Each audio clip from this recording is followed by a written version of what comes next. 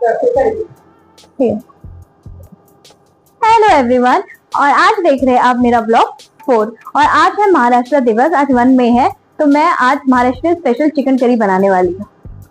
तो आज हम बनाने वाले हैं चिकन, और चिकन के लिए मैंने यूज किया है, आप देख सकते हैं, हम पूरे महाराष्ट्र स्टाइल में बनाने वाले हैं। तो ये है खोबरे, जो कि सूखा नारियल होता है। देन ये आपको कांदा मिलेगा, और कांदा हमें इसको रोस्ट करना है, ऐसा रोस्ट करना है कि वो पूरा ब्लैक ब्लैक हो जाए, तभी हम इसको काला चिकन बना सकते हैं। देन ये धनिया, जिसको एज यूजुअल कोथिंबीर भी बोलते हैं, और 2-4 मिर्ची, ये 2-4 मिर्ची हमें लेनी है, और हमें इसको रोस्ट करना है। 1960 से पहले महाराष्ट्र और गुजरात एक ही राज्य था, पर बाधा इन दोनों में ये थी कि दोनों को अपनी अपनी अलग अलग पहचान चाहिए थी।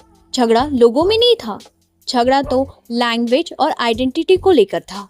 इसलिए महाराष्ट्र और गुजरात 1 में 1960 में अलग हो गए। अभी मैं लाइटर ऑन करूंगी और फिर उसके ऊपर सूखा नारियल डाल दूंगी। जब तक वो ब्लैक नहीं होता तब तक हम उसे बाहर नहीं निकालेंगे गैस से। अभी नारियल थोड़ा थोड़ा सा ब्लैकिश होने लग गया है, तो इसमें अक्सर बहुत आग लगती है, तो उसे जरा उठा के आप उसकी आग बुझा सकते हो। और ये कांदा है, ये कांदा अच्छे से उसे रोस्ट करना है।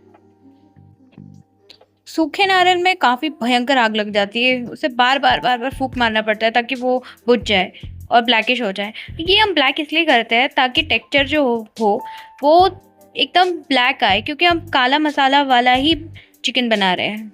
अपना समय बचाने के लिए दोनों शेगड़ी में एक एक कांदा रखा गया है। तो अब मैं यूज करूंगी, ये हमारा है चने की दाल, धनिया, और ये है दालचीनी, और 2 सूखी मिर्ची। अब फिर इसके बाद हम इसको रोस्ट करेंगे, और रोस्ट करने के बाद हम इसको ग्राइंड करेंगे।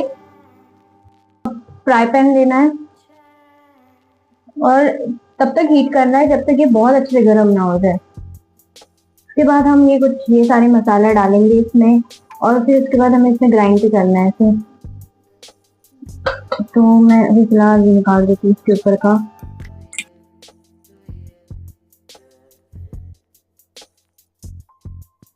अब जैसे आप देख सकते हैं फ्राई पैन एकदम गर्म हो गया है। अब मैं इसको अच्छे से रोस्ट करूंगी, और इसका जब तक इसे ब्राउनिश टेक्सचर नहीं आ जाता ना, तब तक इसे अच्छे से रोस्ट करना है। देखिए पूरा थोड़ा थोड़ा ब्लैक हो गया है, बहुत थोड़ा ज्यादा रोस्ट हो गया है। तो बेसिकली हमें ये चिकन बनाना है काला मसाला चिकन, जो कि मोस्टली ब्लैक ही होता है दिखने में। मेरे मम्मी का दिया हुआ लहसुन आज बहुत काम आ रहा है, एक्चुअली बहुत दिनों से ही काम आ रहा है, तो मैं तो और लेके आऊंगी अगर मैं फिर से गाँव जाऊंगी तो।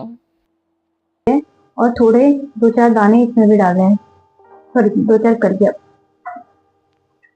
अब ये कोकोनट जो है, इसको खोबरा बोलते हैं, काला हो गया, इसको हम कट करेंगे। अब इसको इतना कट करेंगे कि छोटे छोटे पीसेस से कट करेंगे, ताकि इसको हम ग्राइंड अच्छे से कर सकें। तो मैंने अभी कोकोनट को चॉप कर दिया है, छोटा छोटा कर दिया है, छोटा तो नहीं, थोड़ा सा बड़ा बड़ा, पर ग्राइंड होके तो हो जाएगा। और अनियन को भी काफी हद से कट कर दिया है। अब मैं इन सब को मिक्सर में पीसने जाने वाली हूँ। मैं अब नीचे आ चुकी थी ताकि मैं ग्राइंड कर सकूं। अब मैं अब सारा अरेंजमेंट कर रही हूँ कि कौन सी चीज़ें डालनी है अभी फिलहाल उसमें। ये सब डालेंगे, क्योंकि अगर पहले हम कांदा डालते हैं तो फिर वो अच्छे से पीसता नहीं है। मैं ये सारी चीज़ें फर्स्ट टाइम बना रही थी, इसलिए मुझे थोड़ा बहुत समझ नहीं आ रहा था कि ग्राइंड कैसे करना है। तो मेरी नीचे वाली आंटी ने मुझे काफ़ी हेल्प की कि इसे कैसे ग्राइंड करना है, ये सब बताया। और फिर उसके बाद फिर मैंने इसमें सारे जो कांदा, मिर्ची और वो सब रखा था, वो सब इसके ऊपर डाल दिया है। हमारा मिक्सर दीदी की दोस्त के पास रह गया था, इसलिए हमें नीचे वाली आंटी की हेल्प लेनी पड़ी। सो आंटी थैंक यू। इसको बहुत अच्छे से पीस लिया है, बहुत अच्छे से ग्राइंड हो गया है। अब इसको हम आगे जाके बनाएंगे घर पर। इसमें पहले हम डालेंगे चटनी, जो कि हमने बनाई है, नीचे पीस के लाई है। इसको अच्छे से हम मैरिनेट करेंगे। अब मैं 1 चम्मच हल्दी डालूंगी, फिर 1 चम्मच लाल पाउडर। उसके बाद हम उसे मिक्स कर देंगे और फिर मिक्स करने के बाद फिर हम 30 मिनट्स के लिए इसको मैरिनेट करने के लिए रखेंगे। मैरिनेट इसलिए ज़रूरी होता है क्योंकि अगर हम जितना मैरिनेशन के लिए लगाएंगे समय, उतना वो मसाला उसको सोक कर लेगा और हमारा चिकन और भी टेस्टी लगेगा। मैंने कढ़ाई ले ली थी और कढ़ाई को मैंने हाई फ्लेम में रखा था। एक्चुअल में हाई फ्लेम में इसलिए रखा जाता है क्योंकि जो चिकन है उसका आउटर लेयर अच्छे से पक जाती है और साथ ही साथ इनसाइड वो जूसी रहता है। अब हम थोड़ा ऑयल लेंगे और एक्चुअली चिकन बनाने के लिए ना थोड़ा ज़्यादा ऑयल लेना चाहिए, जैसे कि मैंने लिया है। साइड में मैंने अनियन चॉप करके रखा था। अब कढ़ाई में छोटे छोटे चॉप किए हुए कांदे डाल दीजिए और उसके बाद उसे अच्छे से रोस्ट करें, और इतना रोस्ट करना चाहिए जब तक गोल्डन ब्राउन उसका कलर नहीं आ जाता है। अब मैं वो चिकन लूँगी जो मैंने 30 मिनट से मैरिनेशन के लिए डाला था। अब मैं उसे कढ़ाई में डालूँगी और कढ़ाई में डालने के बाद उसे अच्छे से बुनाई करूँगी जब तक उसका भी कलर थोड़ा ब्राउनिश नहीं आ जाता। फिर उसके बाद फिर उसमें हम थोड़ा सा पानी डालेंगे और पानी डालने के बाद फिर हम आगे की प्रोसेस देखेंगे। अब चिकन मेरा पूरा अच्छे तरीके से फ्राई हो गया था, तो फिर मैंने थोड़ा सा पानी डाल दिया था। और कोई भी मसाला ना हमें वेस्ट नहीं करना चाहिए। जैसे कि हमने जहाँ से मैरिनेशन के लिए डाला था उसमें तो थोड़ा सा पानी बचा है, वही हमें उसमें डाल देना चाहिए। उससे और अरोमा और एक फ्लेवर आता है।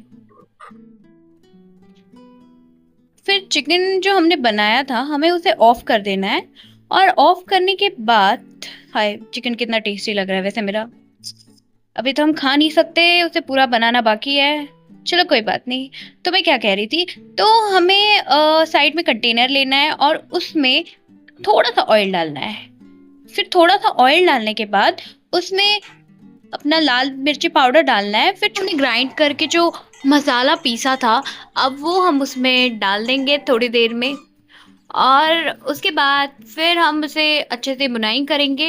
और बुनाई भी तब तक करनी है जब तक उसमें से जो पानी है वो ऊज आउट ना हो जाए। कि हम बुनाई कर रहे हैं उसे एक्चुअल में वरहाड़ी बोलते हैं।